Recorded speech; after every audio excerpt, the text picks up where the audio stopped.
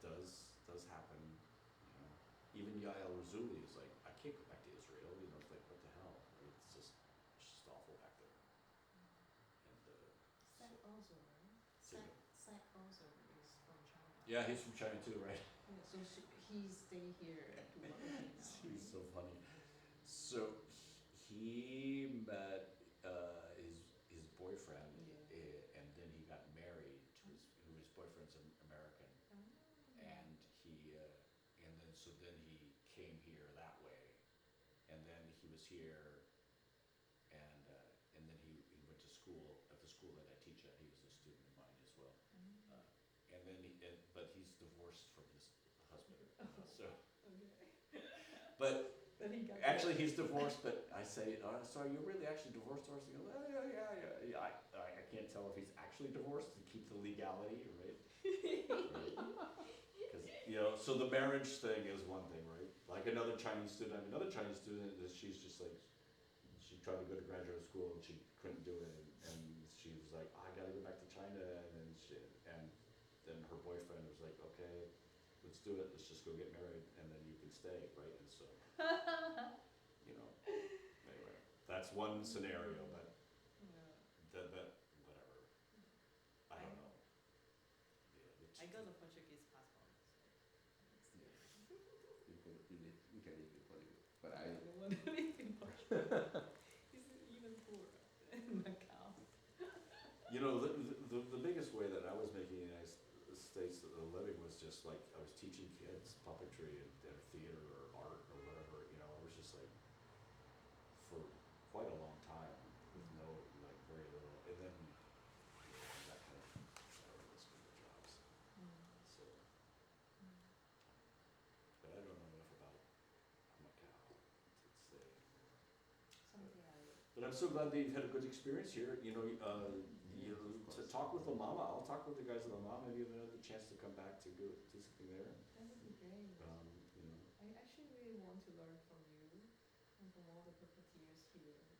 I think American puppeteers really make very in terms of appearance, the puppets. I really want to learn more because in Czech they're more conceptual, learning directing, right. dramaturgically. You have to learn the scenography department and then to learn how to make puppet. That's why all the time we go to workshop to learn how to make it. Because in Macau you can't separate the pose. There's no puppet maker.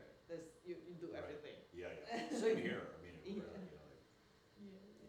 that's an Eastern European thing that's going on in Prague, right? Where there's like, this is the guy who makes the puppets. This is the guy who makes the armature. Yeah. This is the guy who paints the scenery, right? Just like. Yeah. And there is the material is like we don't use this material. Yeah. Because of the humid, because of the expensive, the weight, and blah blah blah. That's actually foam. Yeah. Yeah, it's that's made from it's a pattern. So it's a sculpted out of clay, and then there's there's like a paper mache thing made, and then there's taking this. It's a very thin foam. It's not actually foam. It's a kind of it's a synthetic material. It's like a foam. So it's like EVA. yeah. And then it's cut on all these different angles. We make all the patterns, and it's glued together. That's what that is. And on So those are really light. And on it, cloth? Yeah. You That's put that, cloth yeah. on it? Yes. I didn't make these. These are not my wheelhouse. Tom worked on this with another puppeteer named Andrew Kim. He's the one who actually knew the technique. But if you use clay, that would be a huge amount of clay for this. Yeah, we have a lot of clay. I mean, it's not. I mean, there's an armature and then there's clay, right? So it's not all. It's not just a big wad of clay.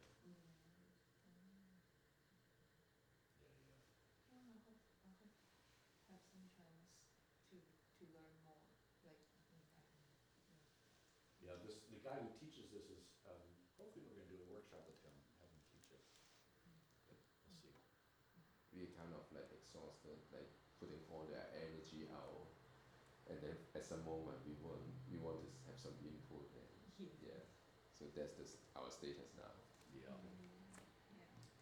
I have something for you. Can you please?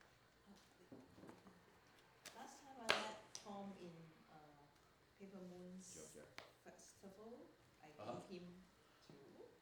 This one I also Oh. This is what I draw.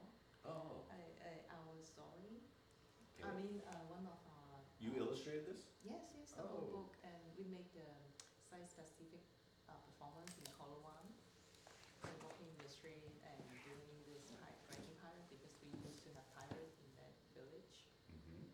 And then after a few years, the kids like still come to see our shows, and then the mom said she keeps talking. Where's Granny? Where's Granny? These few years, so it's like, well, she still remember because she was so young when she first came to our show. Uh-huh. And then I was like, okay, you should make something to let them remember, like tangibly. So then I started to make illustration book, Uh-huh. and it's a simplified version of the story. So Oh. I just do it again. It's beautiful. Thank you. So nice. It talks about live alone Granny, those Mhm. family who live alone, Mm-hmm. and the family just come to visit once in a while. Mm-hmm. And hunting treasure for her grandson in the village, Mm. and meeting all the immigrants because in the village now it used to be a very crowded village, but now people move out and only those domestic workers move in. The drawings are beautiful. The colors, the design, really, very nice. Wow, what an accomplishment to make a book like this. Thank you. It's really nice.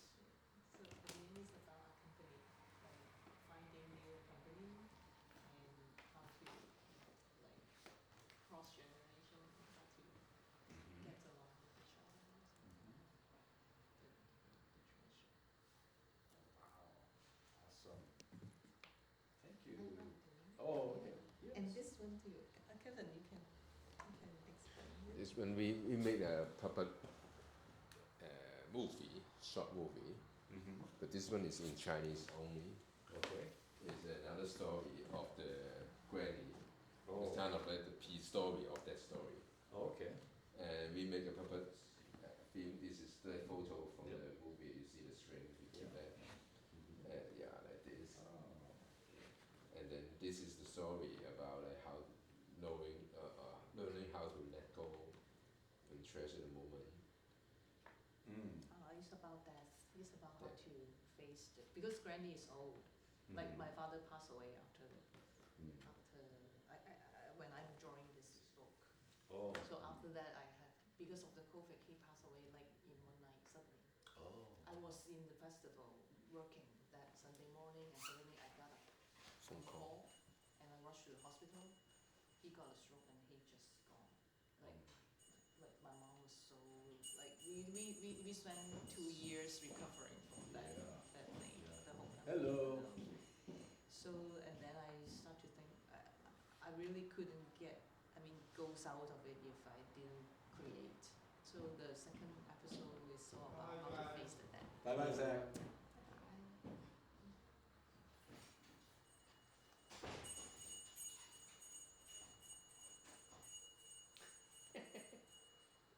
Rita. Like Rita's kind of small, but You take a photo. You pass the paper. whoops, hold on. Uh-uh.